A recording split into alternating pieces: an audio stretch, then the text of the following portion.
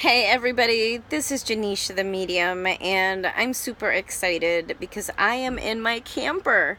I've been hooking this thing up a little bit at a little bit at a time, because it's a vintage and I kind of wanted it to be super fancy so when people come in could do readings, and then I thought it's vintage, meaning it's very old, and I'm a single mama on a single mama budget, so we're gonna leave it like this as long as I'm providing the best services for you. That's really all that matters, and as long as you're comfortable and cozy, you can have some juice and tea and all that jazz, and I'll post up some photos. But I wanted to touch upon something that is important, and I'm not clear if I'm going to post this on YouTube or on my wall yet, but I've got a lot of clients that have lost someone to suicide or unexpectedly, and I've always received messages that when you cross over in that fashion, what happens is that your soul leaves your body, and it takes a little bit of adjustment to adjust its spirit eyes, where you are kind of at one with everything. There's a consciousness that you're part of. You're kind of overseeing everything. You're at one with this huge energy. A friend of mine wrote a book called 37 Seconds that it describes what her experience is when she left the body, and when she had died giving birth. And so when it comes to something as intense as a murder, a suicide, that sort of thing, they're adjusting. And recently I lost someone dear to me to that. I personally don't think, I think, and I'm just getting it was an accident, and usually that's what happens when someone actually goes through with it. Once they go through with it and they release their bodies, they realize, oh, I just wanted relief. I didn't mean to do all that.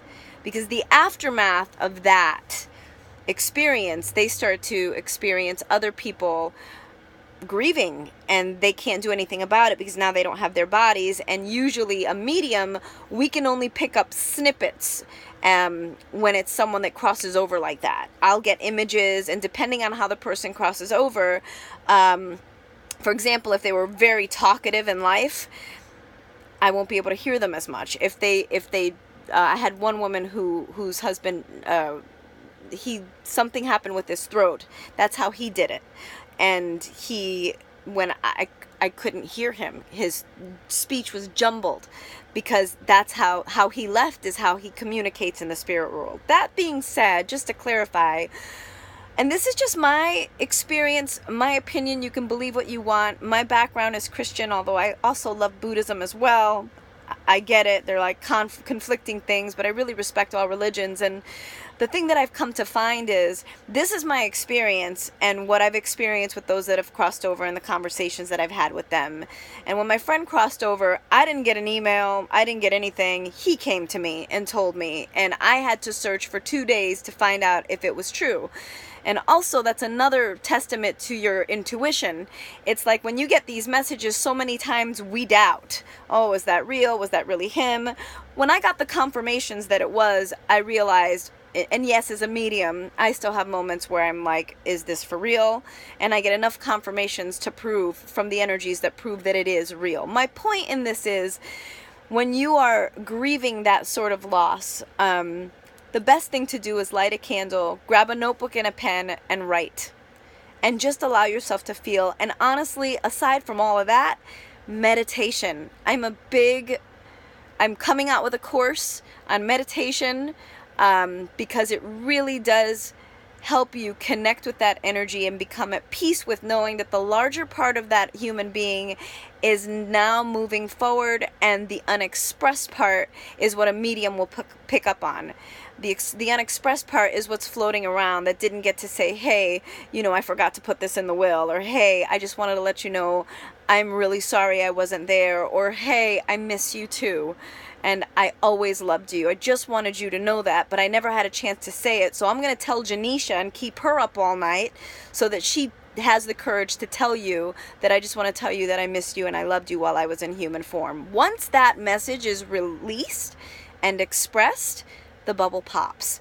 My Isaac consciousness, because I channel a consciousness, non-physical consciousness called Isaac. Yes, people.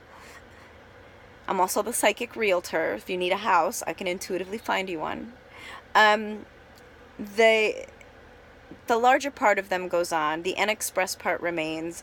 Once we express the message, the bubble pops, and we will express as many messages as they left behind, but sometimes there's just a few, sometimes there's millions, and we just can't get through them all. But you need to know that that soul is in heaven, connected to their source, moved forward, maybe even reincarnated. So you don't need to worry or be sad. And when you do feel that moment of sadness, just sit still. Just sit still.